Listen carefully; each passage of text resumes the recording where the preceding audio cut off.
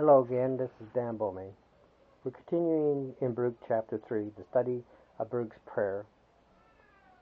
Where now are those leaders of the nations to whom rules even the beasts of the earth, and who had birds of heaven at their beck and call, and who on whom which they put accumulated much silver and gold, on which mankind relies, and whose possessions had no limits? Those who displayed such artistry in silver that their masterpieces beggar imagination.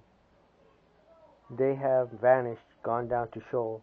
Others have risen to take their place.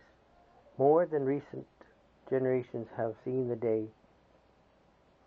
The people of the earth in their turn, but the way of knowledge is something they have not known. They have not recognized the path she treads, nor have their sons had a grasp of her, remaining far away from her. Nothing has been heard of her in Canaan. And the sons of Hanan searched worldly wisdom, and merchants of Midan and Tan, and tale spinners and the philosophers have none found the way of wisdom, or discovered the paths that she treads. There's much wisdom here in this little segment that I read in the prayer of Baruch. Leaders come, leaders go. Emperors have risen and emperors have fallen. Kings have come and kings have gone.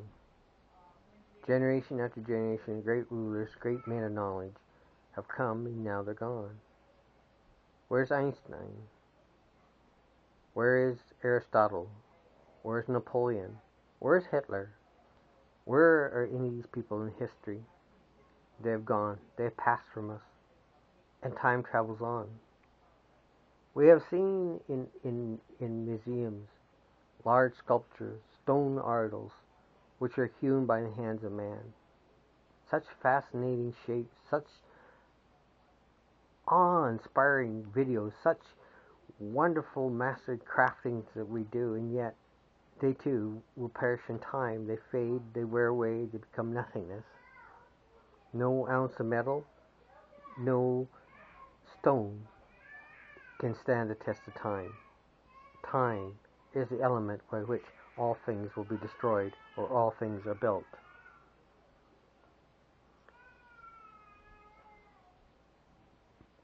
Some of our children think that they know it all, and yet the wisdom of Baruch, which is so many generations ago, I barely can grasp. We don't look at this book, we don't know of this book, we don't see this book. They hide this book from us, and yet I've been reading from it and quoting and teaching from it, and yet nobody stopped and said, hey, we need to bring this book back. There's so much wisdom here, there's so much warning, there's so much we can learn from this man who shared not only his spiritual thought, but a physical knowledge of what was going on around him. There's a condemnation, and yet there's a hope.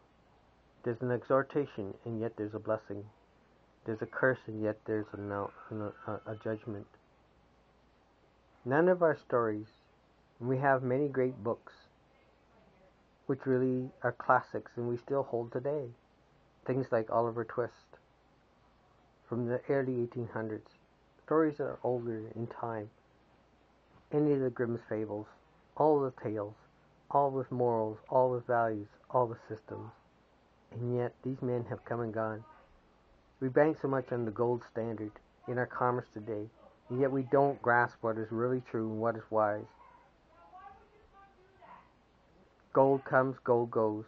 We put our gold in the bank for safekeeping, and a bank who decides to go broke can steal all the gold that we have amassed. So there's no safe place for it. There's no place that we can bank on. So what is of value? What is it as of worth? It is wisdom, for nothing can take it from us. Nothing can steal it from us. We can share it with elders, and we can share it with the youth. The scriptures contain so much wisdom, and so much knowledge, and so much wealth and resource. Why is it we are so foolish to go to universities for pieces of paper and man's pets in the head, which really values nothing, when the true wisdom has always been locked within the scriptures? Science has done nothing but prove the Bible. Each time they rail and rant against it and plan their little experiment to show that there was no God, and hopefully will progress to the next level and leave this fallaciousness of some kind of invisible being creating nothing from everything. And yet when you come down to the minutest molecule by which the Big Bang or whatever theory they have, you ask them, where did that come from? We don't know. It came from nothing. If a molecule came from nothing, why can God come from nothing? Their own wisdom is their own stupidity. The answer is right before them, and yet they don't answer it. They refuse to see it. Their eyes are stopped. And yet we turn to them for our education and our standards of living. Let's turn to the true value. Turn our hearts toward God and our faces to the wall. Let us cry out, O holy, holy, holy, Lord God Almighty, which was and is to come. All things have their season, as Solomon reflected. Times of warning, times of peace. Times of building up and times of breaking down. Times of being born and times of their dying. Each and every of us has a season. Let's make the most of the season by investing in what is true wisdom, what is true value, which is the Torah, which is the Gospels, which is the words of our Mashiach. Nothing else, absolutely nothing else, should matter. Amen. This is Dan Bome saying Shalom.